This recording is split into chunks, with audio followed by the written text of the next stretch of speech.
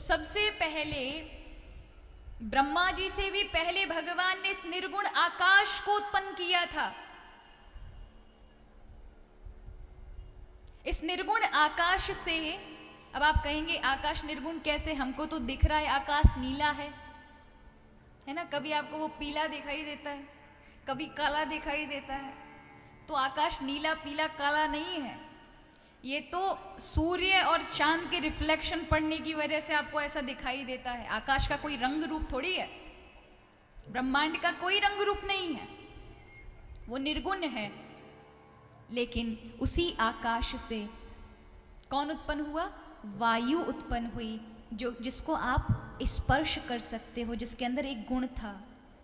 उसी आकाश, उसी हवा से, उसी वायु से तेज की उत्पत्ति हुई, यानी अग्नि की उत्पत्ति, जिसको आप देख सकते हैं।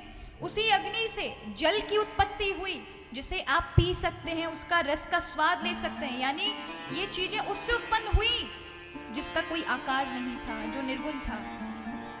और उसी जल से फिर पृथ्वी की उत्पत्ति हुई, जिसको आप सूंघ सकते हैं, ये नासिका उसकी गंध को ले सकती है। ये जो सुगंध आदि आपको समझ आती है ना, ये पृथ्वी का गुण है। और फिर इसी पृथ्वी से समग्र मानव जाति, जीव जंतु, पेड़ पौधे आदि, नवचर उभयचर आदि पैदा हुए, औषधि पैदा हुई, अन्न पैदा हुई, जिससे समग्र सृष्टि बनी। अब ये बताएं किससे बनी? निर्गुण परमात्मा से बनी। उसी निर्गुण ने सगुण रूप लेते लेते लेते लेते समग्र संसार में बस गया। तो जो परमात्मा निर्गुण से सगुण चीजें बना सकता है, प्रकृति बना सकता है, क्या वो निर्गुण परमात्मा सगुण नहीं बन सकता? क्या उसमें इतनी ताकत नहीं?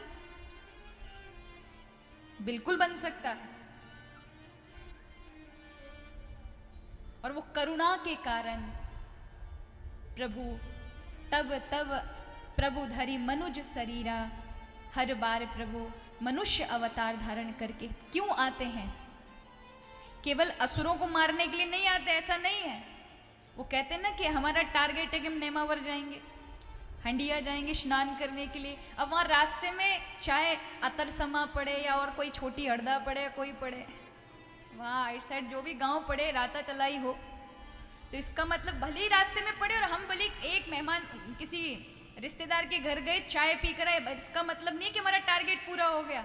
हमारा टारगेट क्या है? हमारा लक्ष्य है वहाँ नर्मदा जी में स्नान करना, और उसके रास्ते हम सारे काम पेट्रोल पंप पे जाके पेट्रोल भी भरा रहे हैं, थोड़ी देर किसी रिश्तेदार के यहाँ भी बैठ गए, कहीं कुछ भोजन भी कर लिया, तो वो कार्य भी करते जा रहे हैं, लेकिन हमारा लक्ष्य वही है। उसी प्रकार प्रभु का लक्ष्य है भक्तों तक पहुँचना। भगवान के अवतार का लक्ष्य भक्तों तक पहुँचना है। उस रास्ते में जितनी लीलाएं प्रभु करते हैं, वो उसी रास्ते में किए हुए कार्य की तरह है जो आप कर रहे हैं। कि यहाँ असुरों का भी वध हो गया, यहाँ किसी एक भक्त पर भी कृपा हो गई, यहाँ भगवान ने अपने भक्तों को और सुंदर अपनी लीला का सुख देने के लिए ये लीलाएं भी कर दी, लेकिन भगवान अपने भक्तों को अत्यधिक नज़दीक आने के लिए कि वो मुझे देख सकें, सुन सकें, मेरा आनंद ले सकें, मैं उन्हें प्राप्त हो जाऊं। उनकी मन की इच्छा है कि प्रभु हम तो ऊपर नहीं आ सकते, हम में तो सामर्थ्य नहीं है कि हम आप तक पहुंच जाएं, हम में इतना ज्ञान नहीं, तपस्या नहीं, साधना नहीं कि आपकी इन सीढ़ियों पर चढ़ जाएं। अवतार का मतलब क्या होता है? अवतरनी। अवतरनी माने सीढ़ियां, जिन सीढ़ियों से उतरकर प्रभु आते हैं। हे प्रभु, हम में सामर्थ्य नहीं कि इन सीढ़ियों पर ऊपर चढ़कर आ जाएं, पर सीढ़ियों का काम ऊपर चढ़ना नहीं है, सीढ़ियों का काम उतरना भी है। कि कोई आदमी सीढ़ियों से केवल चढ़ने का काम नहीं कर सकता, अगर ऊपर चढ़ भी गए तो उसे उतरना भी उन्हीं सीढ़ियों से पड़ेगा। तो प्रभु हम तो चढ़ नहीं सकते, पर आप कृपा करके उतर आए तो अत्यधिक आनंद होगा।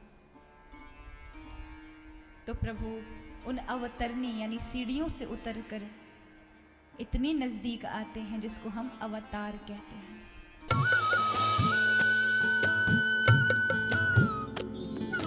सर्वधर्म संगम, धर्म के सच्चे प्रहरी।